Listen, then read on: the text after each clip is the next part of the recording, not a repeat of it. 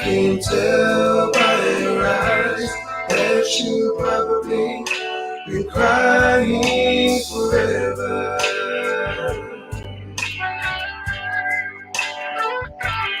And the stars in the sky don't mean nothing to you, they are mirrors.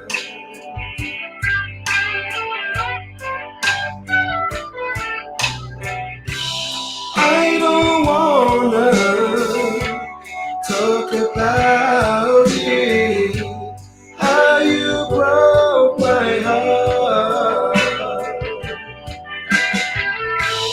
If I stayed here just a little bit longer, if I stayed here, won't you listen to my heart? Whoa, whoa, my heart. And if I stand all alone, will the shadows hide the colors of my heart?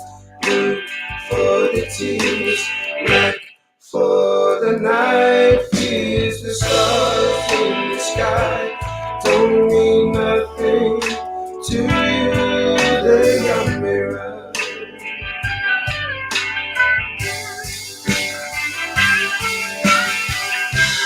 I don't wanna talk about it, how you broke my heart.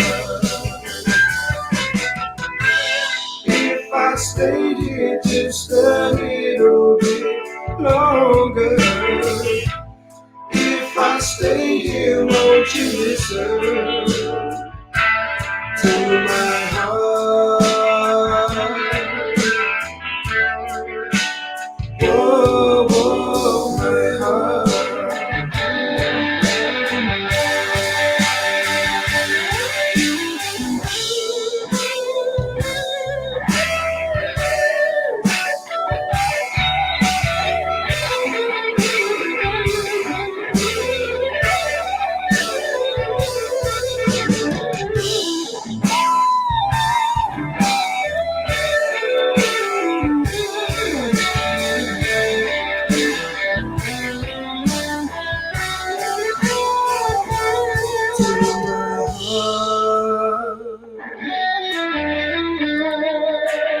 Whoa, whoa, my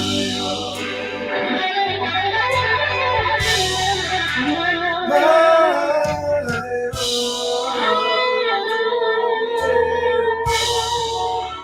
Whoa, whoa, my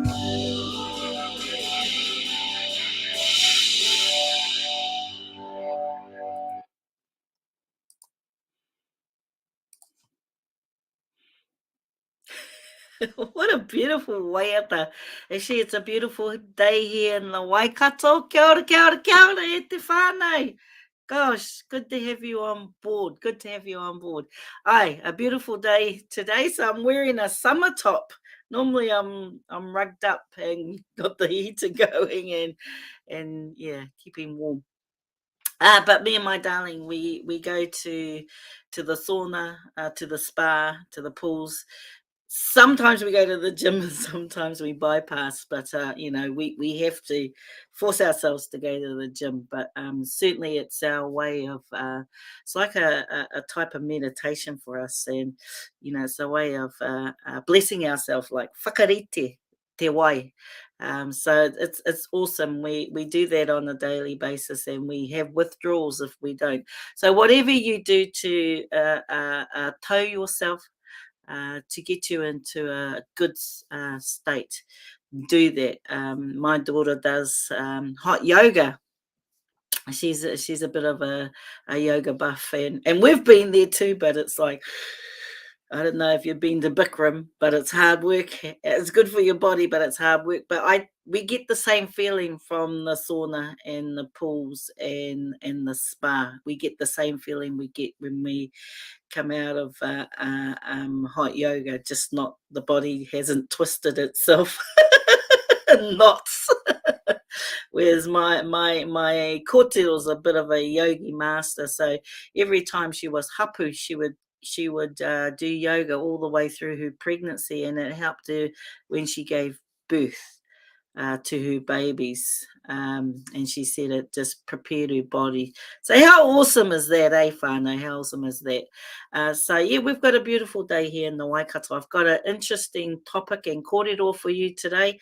And all the stuff that I talk about really is to help you and to help myself as well, to inform and educate and open our minds up to what's going on, so we're not so blinkered, eh?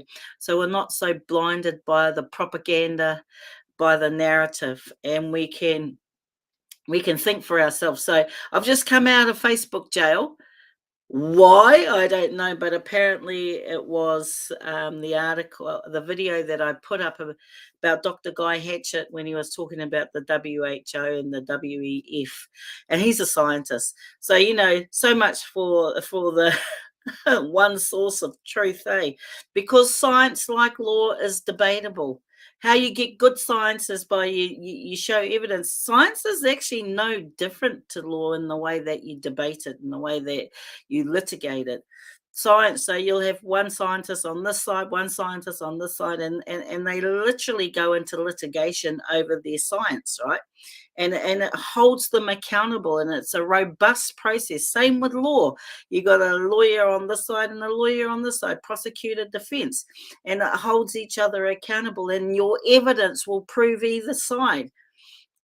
Sometimes you might get a hung parliament. Sometimes you might have to go back. There's all those things. Sometimes it might be appealed, but that's the process. When you take the debate and the argument out of the process, then it's corrupt as far as I'm concerned. And data, we need to hold on to the sovereignty of our data.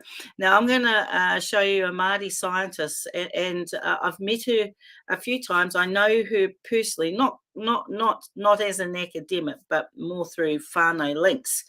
But I've always admired her from afar. She's got into an interesting area of academia and research. But anyway, I'm going to mute myself, whānau. Let me know, because I've been having a to-do with my settings. Let me know, and I know you will, if you can hear the video or not. Otherwise, I'll have to start it and unmute it so you can hear it through my own speakers. But I'll mute myself and I'll look for the video, and I'll see how time goes, because I've got just so much to talk about, because I was in Facebook jail for 24 hours. Unbelievable. Absolutely unbelievable. Because and here's the argument. Here's what they said. You put people's lives at risk with some of the data and information you put it. Well, here's the thing. My father's died because we haven't had that debate. We haven't had that robust debate with politicians. We haven't had that robust debate with scientists. We haven't had that robust debate with lawyers. So who's putting lives at risk? I don't think it's me. Hey, I don't think it's me. So that's a whole censorship, and the whole area around our Bill of Rights, the right to express ourselves, the right to free speech. And I knew that the components of those, and Māori leaders were out there saying, stop that person from saying this, this, and this because I'm offended. Yes, I get offended, but I knew, having a legal background, that if you stop free speech, you stop all of us. It's actually dangerous for democracy. Anyway, whānau, otherwise I'll rant on with my own take. I'm going to look for this video that I want to share with you. Let me know if you can't hear it.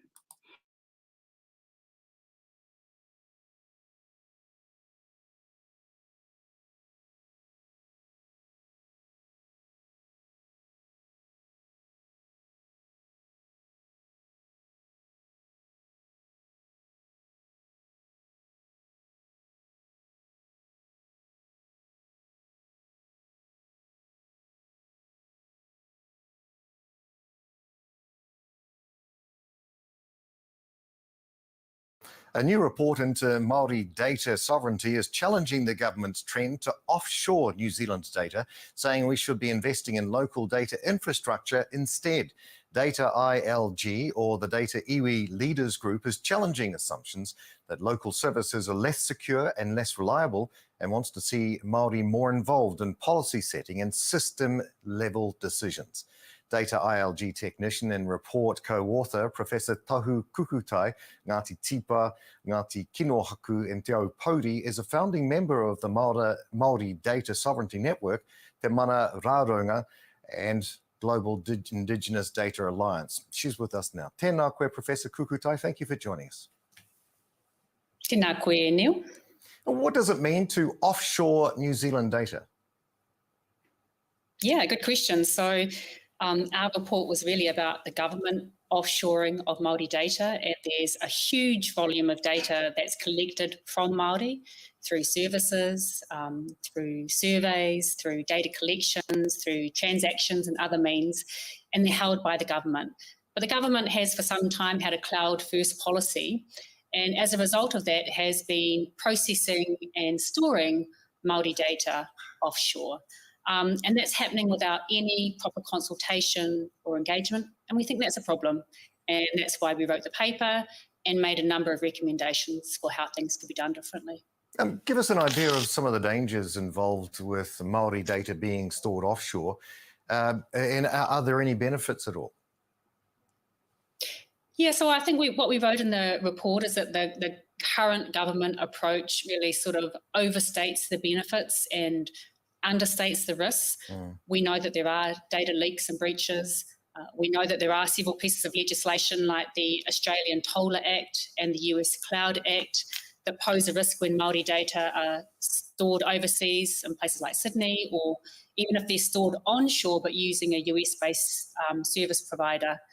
The UN Special Rapporteur on the Right to Privacy has actually really come out and endorsed and emphasised the rights of Indigenous peoples to really have a say on where Indigenous data are processed and stored, and wherever possible that should be onshore.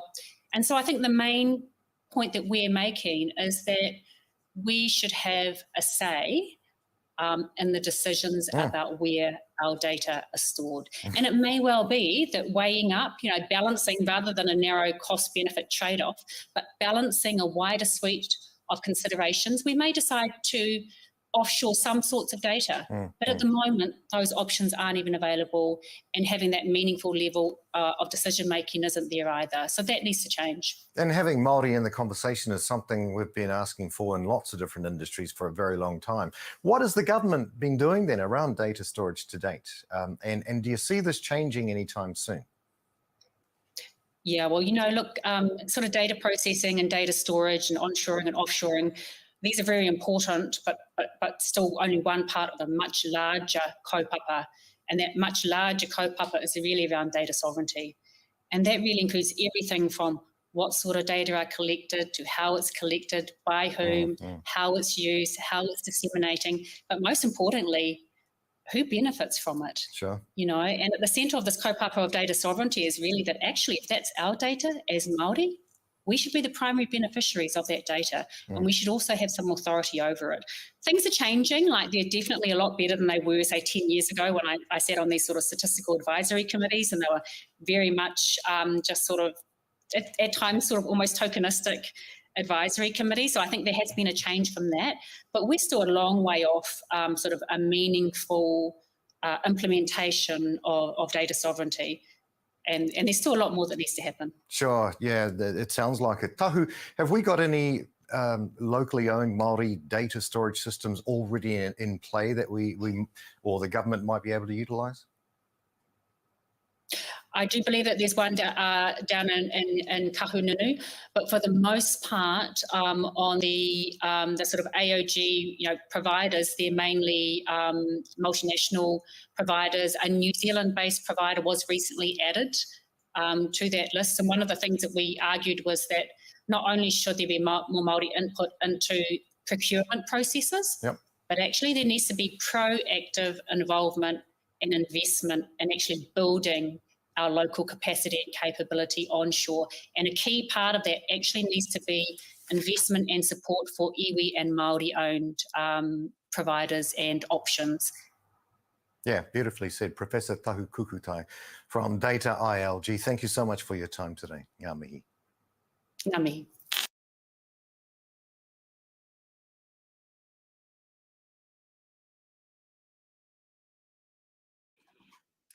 Wow, brilliant, eh? And so, when you start, they're eroding our sovereignty, bill by bill by bill by bill, by act that turn into act after act after act. That's the erosion, right? And I like the term that we need to have. So this impacts on Māori, but you can guarantee what impacts on Māori will impact on the rest of the community, and what is good for Māori will be good for the rest of the community. And I thought it was a really good video clip piece. And considering that we have the data and statistic bill sitting in Parliament, it's gone through its third reading, and I want to share just what some of the experts are saying about that. And you heard Professor Tahu Kukutai no Te Puaha o Waikato, so one of my darlings, whanaunga, and she has connections to us through Pariaka as well, through Taranaki. So she's a whanaunga of ours, but she's highly respected in her field. And Professor Tahu Kukutai really lays it out clearly, and thank God, that we have experts like that keeping an eye on our sovereignty per se, because we feel as a people, no as tangata whenua no Aotearoa, that we're all of us, doesn't matter if you're Māori or Tauiwi, all of us are losing our sovereignties. And here's what I've said to some of my Māori activists, is that if we lose our civil rights, there are no Indigenous rights. So now that our civil rights have been eroded, we have to shift from Indigenous Māori activism into civil liberty activism, and I feel wholeheartedly about that. I'm not going to lose who I am, but instead I'm going to add to that through fighting for our civil liberties, because without civil liberties, there are no Indigenous liberties. Let's just be clear about that, kaupapa. Awesome. So now, that was an awesome video clip. And just to summarize, what she's saying is the majority of our data is being offshored because we don't have the capacity. Well, the only reason why everything's been offshored. So the way to break down a society, to break down the independence of that society, is by offshoring everything, offshoring our fuel, offshoring our kai, everything. So we are dependent on other countries. And then if we look at what's happening in a global sense, then you're having a few that want to control, that want to centralize that power. So our power's been centralized in Wellington. We want to bring it back to local government. But if you look at the bigger picture, it's been centralized globally as well. And it's the elite who think that they have more mana than we do over this beautiful whenua of ours, and over, globally as well, because we are part of a global community. But everywhere power's been centralized, and everywhere our civil liberties are being eroded around the world. So this is not just a New Zealand problem. This is a global problem, and we're in a global, whether I hear those of our whānau that are into Christianity and spirituality saying we're in a spiritual warfare. I believe that, but we're in a warlike situation where we're dependent on our global partners for our survival as well. But if we lose our independence as a nation, we become more reliant on the world. And we don't want to become more reliant. We want to become self-sufficient. As we do within our own homes, we want to become self-sufficient. as well. The more self-sufficient we are, the more independent we are. Same as a country, the more self-sufficient we are, the more independent we are, and we are not tied down to the global powers to be, when that power is being centralized as well. Hope that makes sense. Anyway, before I gabber on, because I can, whānau, I can gabber on about these different kaupapa, I want to talk to you about what some of the experts are saying in regards to our digital sovereignty. Our data sovereignty. Because remember, we've got the Digital Identity Services Trust Framework Bill, and this is this, and it's still, I think it's in about its third reading as well. And again, it's claiming all that data. It's what Professor Tahu was saying at a Māori level. This is at as a country. This is at a country level. So constitutionally inappropriate, the fight over Stats New Zealand. New legislation would put a greater focus on administrative data and the statistics agency ability to provide information to other agencies for policy development. Statistics Minister David Clark says a controversial bill to overhaul Statistics New Zealand could be tweaked in response to concerns, but stands by the bulk of the changes.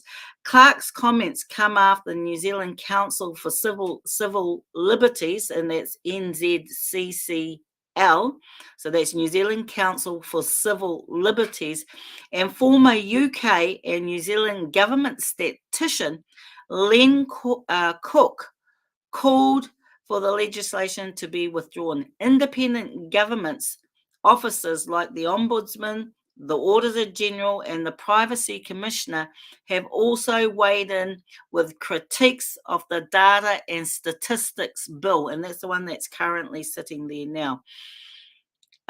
With Chief Ombudsman Peter Boshier calling it constitutionally inappropriate. So again, when you have our experts challenging this government and saying that it's constitutionally inappropriate, you know that it's been eroded. When you hear Professor Tahu Kukutai saying that government is what is the government doing?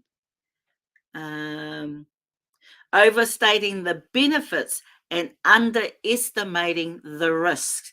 And you got all these experts. Now, she's an expert in her field. She's a professor.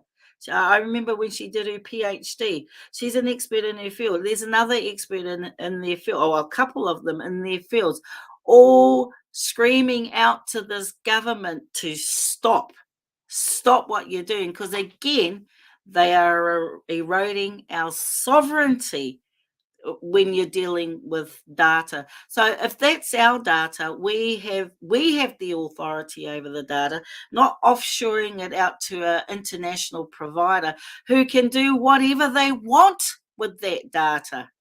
Why would any government risk that if they're not part of that global plan? And who does have control of that data, right? So we're getting into the artificial intelligence, the digital data sector of our society and everything. And remember, that started from Klaus Schwab for the World Economic Forum. I mean, this is no conspiracy, whānau. You can go do your own work. Do not listen to everything that I have to say. I am not your one source of information. You have the ability to do your own due diligence, and I will put that disclaimer in every time. This is just what I'm sharing as a perspective, but these are experts. People that I put on, that I share with you, are people that have done their research. So we cannot be tarred with that whole banner of being conspiracy theorists. Just because we challenge the status quo does not make us conspiracy theorists, right? So, and like Professor Tahu Kukutai said, the larger kaupapas, what are they using that data for? How are they using that data for? And by whom are using that data? Who benefits from that data?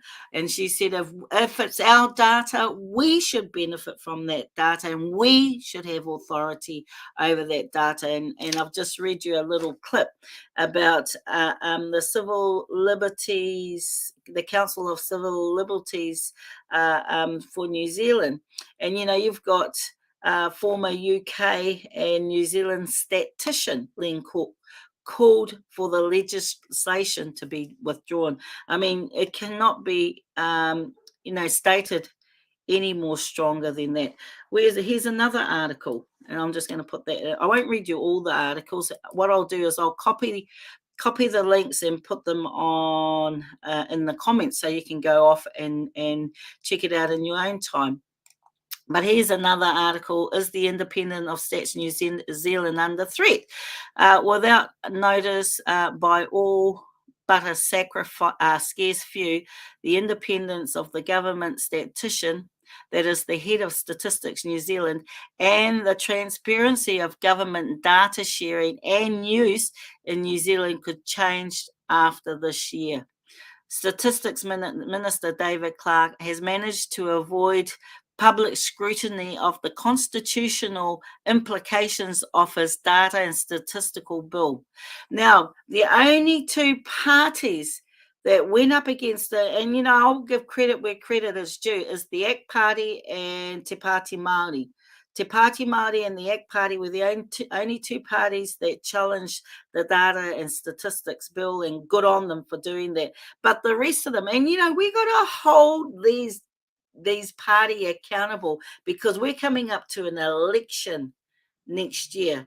And not only have we got these issues about breaches of the Bill of Rights and human rights through mandates, through coercion, through usurping our rights, through the lack of integrity and investigation, the lack of the health sector investigating those that are vaccine injured and those that have died through vaccine injuries. I mean, all of this is an erosion of our rights, and it's leading into a social credit system. Now, you have to be blind if you've got all this information in front of you and you stick your head in the sand, or you're sticking your head up somebody else's what. You have to be reckless if you can't see what it is actually happening in front of us. So whānau, I'm just going to copy these just so you can read them for yourself. But this is red alert, right?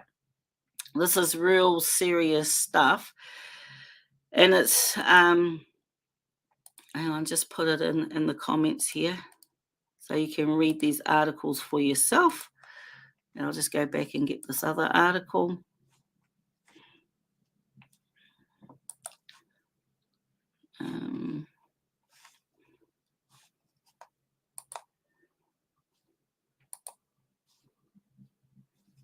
Okay, so I've put that up in our I'll put a link up for you to have a look at.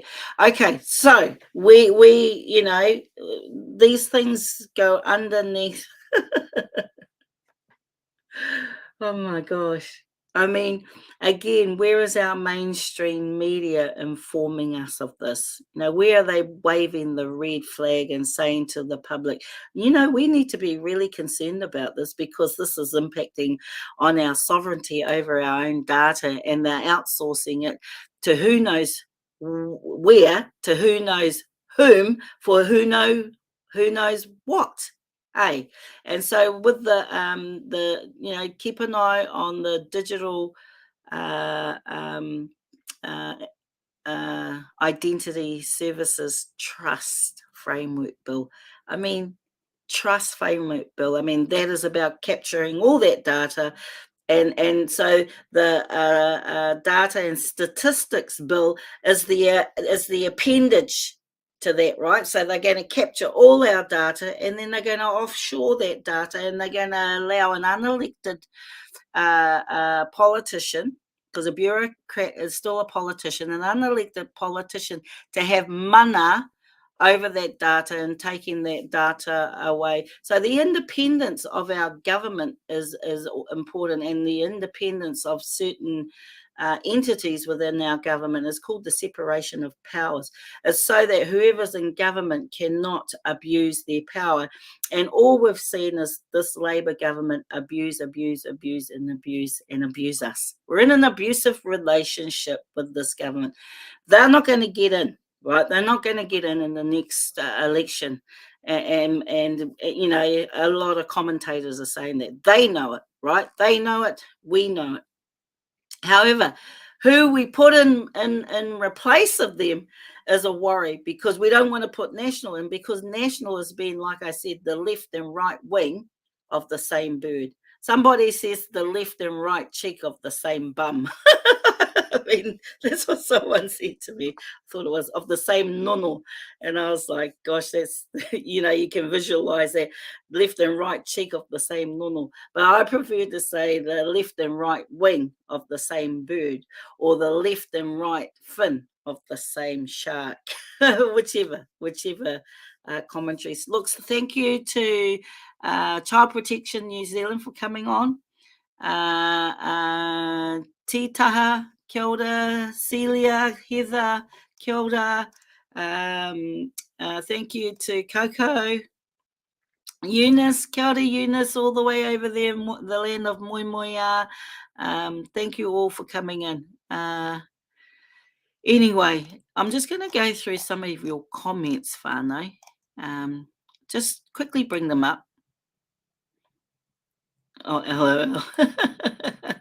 Kia ora from Kawhia Moana. Oh, kia ora e ho. Thank you for sharing the truth. You're welcome. I mean, we just have to be aware of what's happening out there. How much money is the government making on our children's information? Yeah, well, when they outsource it and we don't know where it's outsourced, and when governments now can manipulate data, because data and statistics are so important. While I'm talking about data and statistics, I'm going to share another page, because we're up to safety report, MedSafe Safety Report 44. And I just want us, you know, we need to go back to the government's own data, right, to remind us exactly what's sitting out there. So I'm going to share that page as well. Here it is here. So here you've got, and this is about Pfizer vaccine, and this is a really good snapshot of the whole report. So you've got 851 people that have been affected by adverse reactions after the first, second, or third jab. Since the last report. So the last report was the report 43. We're up to report 44. Now here's an interesting one. It says new safety signals, potential safety issues, 0. So we know that the data, and this is how what I'm talking about is how important data is for researchers, for statisticians, for politicians, for the education system, for all the different areas. Statistics and stats are so important. It tells us how we're doing or how we're not doing, and it compares past data to current data, and it allows them to predict into the future. And it says there's been a total doses of Pfizer vaccine administered over 11 million, right? Nearly 60,000 reports that were not non-serious of adverse events, that they call it. Nearly 3,500 of serious adverse effects after first, second, or third jab, and that's in a total of nearly 63,000 events. And remember that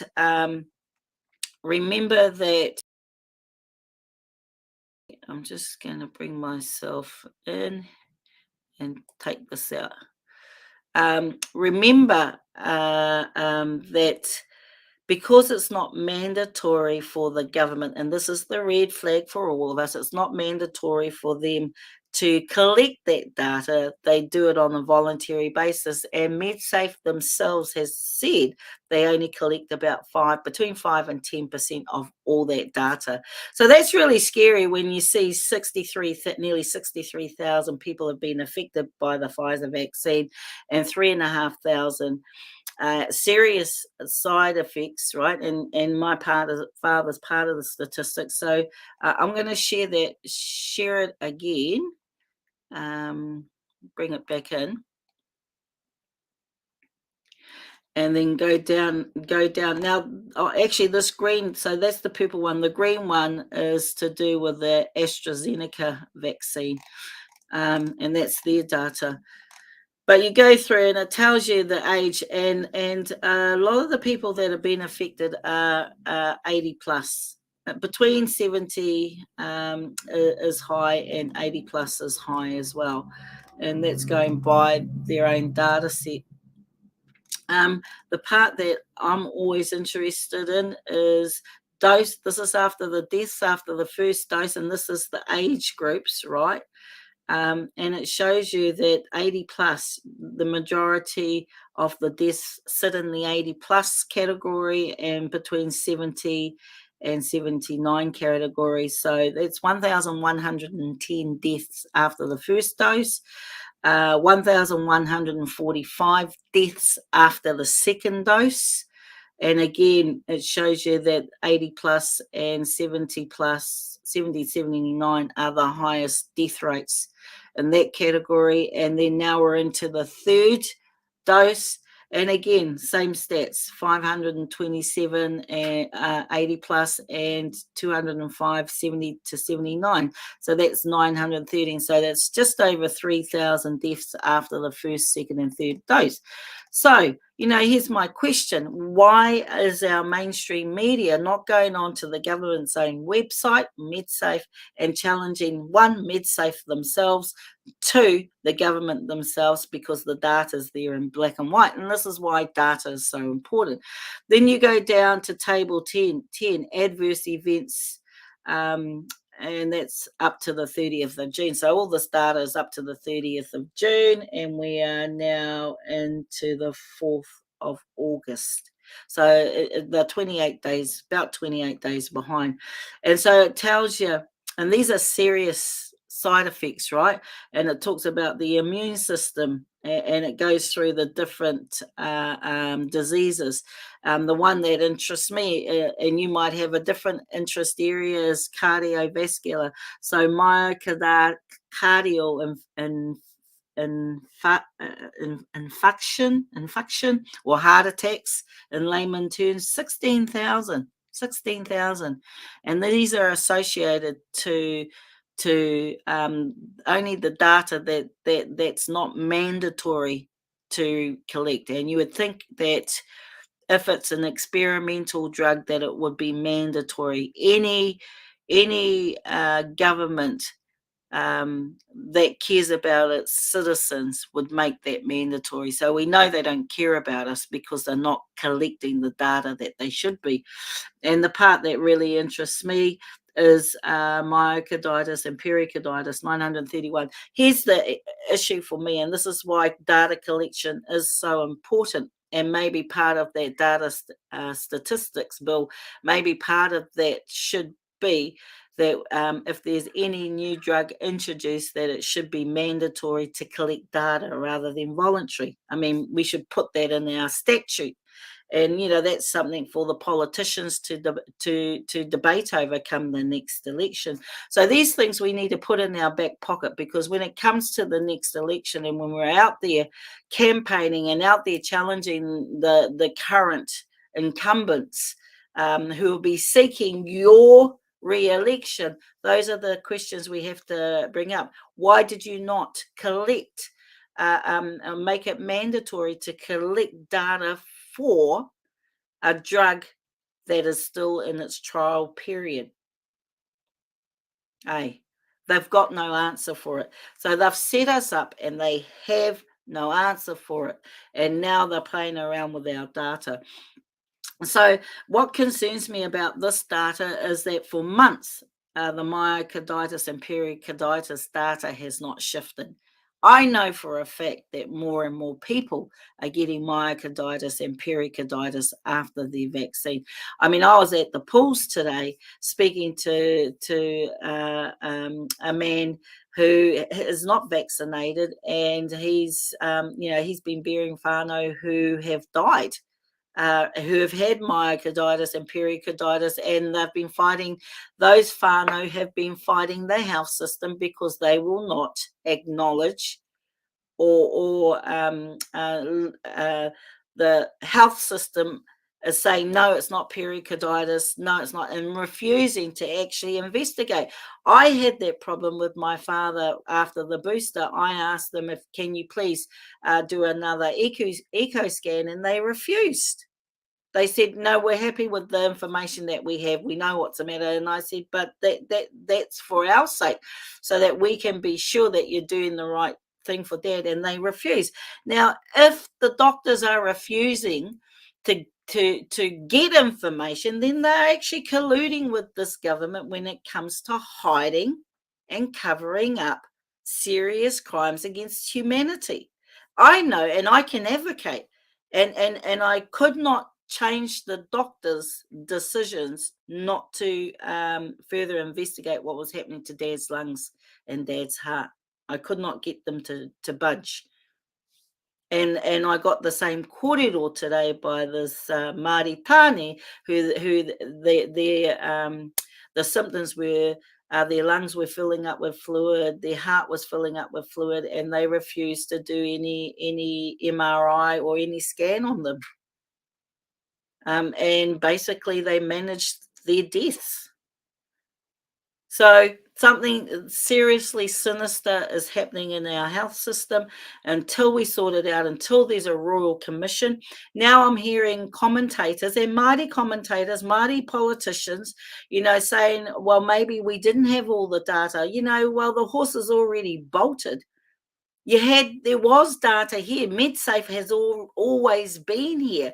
The data was sitting in MedSafe. You can't say that the government's hid the data. You refused to look for that data. That's called willful blindness. You turned a blind eye on the data that was sitting there. And now more and more, there's another, sorry, whānau, I'm just gonna, so I just wanted to take you through that. And here's all the summaries here. So it's sitting there in plain sight, and they're just refusing. Hang on, I'll put this on as a link as well. Hang on, where is it? So that you can have a look at this data as well. Copy and paste. Keep up to that. Keep up with the MedSafe stuff. And now I'll stop sharing.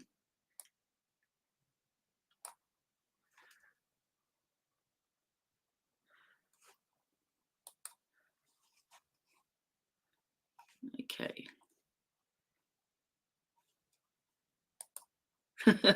Okay, so we just need to keep on top of all this information. There's another report that's come out. A new study links COVID vaccines to 25% increase in cardiac arrest for both males and females. Study based on data from emergency service. COVID infection itself is not linked to significant increases in cardiovascular complications. Cardio vaccines are. So, the data is starting to come out. The research is starting to come out, whānau, is my point. Another thing I wanted to talk to you is about, so I'll just put that aside for now. And so you are aware. Okay, I'm just going to go back so I can see you all. Yeah. So you are aware that, we had the bomb scare, and we had our schools that were shut down. And we had our schools that were either locked down or went into evacuation mode. And for the life of me, I get a lot of parents, and I want to thank you all for making contact with me. And sorry that I've been out of out for the last couple of days, but I've just come out of Facebook jail. So I do, it's real that they can shut me down. But I hope not, because debate is really good, right? Debate. I'm saying, don't believe in me. I'm not your one source of truth. I'm just putting information out there. I'm going to also this research, I'm going to put a link to the research in regards to what's happening, the 25% increase in cardiovascular related to the vaccine. So I'm going to copy that. And, you guys make up your own mind. That's my disclaimer. I'm not the be-all, end-all, and nor is Auntie Cindy the be-all and end-all. Okay. Okie dokie. So I've just put that link up. Now I want to go back. So we know... and I want to show this again. So I'm going to share this page just so you know what I'm talking about.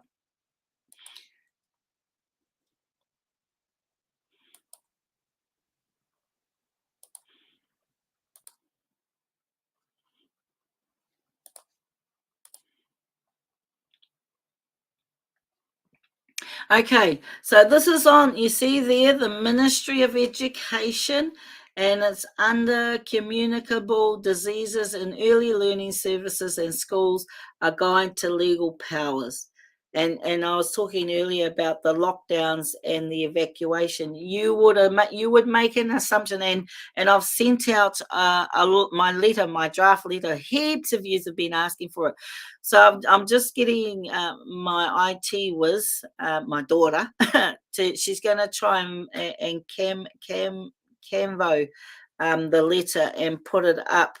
It means you can't make adjustments to it, and I'm still trying to figure out how to put the Word document up so that you can then grab it and just adjust it to your own situation and to your own kura. But heaps of yous have been asking for a copy of the draft. So yeah, I don't know if I can put a copy of the draft up on my comments. But so it says here, I'm just going through, this is on our Ministry of Education. And so if you don't think that they're looking at our schools as detention centres, then think again. If you don't think so, who was the hoax? And then you had that so-called security expert who was unemployable, unemployable at one stage because of his arrogance. He was a senior lecturer at the University of Auckland. Now he's classed as a security expert, and he threw it in the mix based on his own assumptions. No actual evidence. It's all conspiracy, and you didn't see any media calling him a conspiracy theorist when he had zero evidence, and saying that it was the so-called anti-vaxxers that were responsible for the bomb hoax. And I don't care who you are. If you're responsible for that bomb hoax, you should be in jail, period. Violence does not beget violence. And, we got to hold ourselves to a higher esteem if we're battling evil.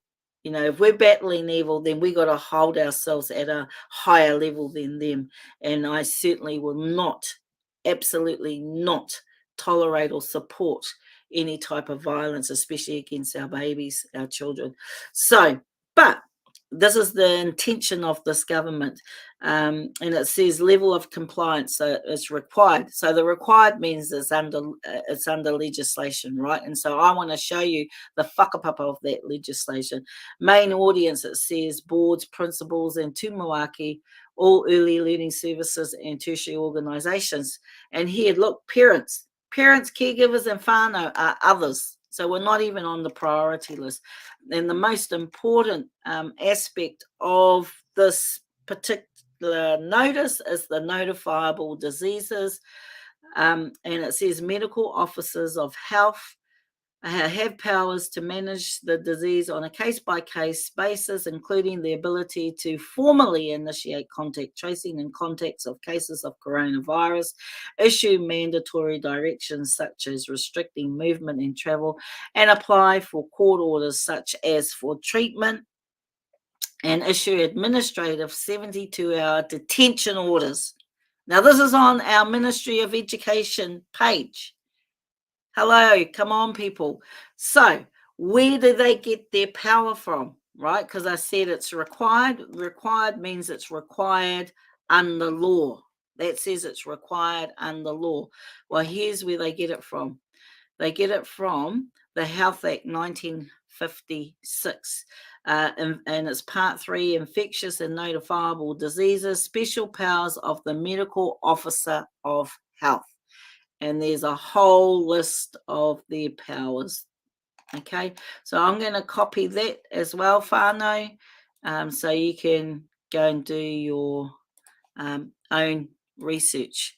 Because the way you empower yourself is not listening to people like me. Yes, I can guide you, and like how Russell Brand guides myself and others, and his people, that his followers inform him the same way that you inform me. So it's a symbiotic relationship. It's a fully engaging relationship. We engage with each other.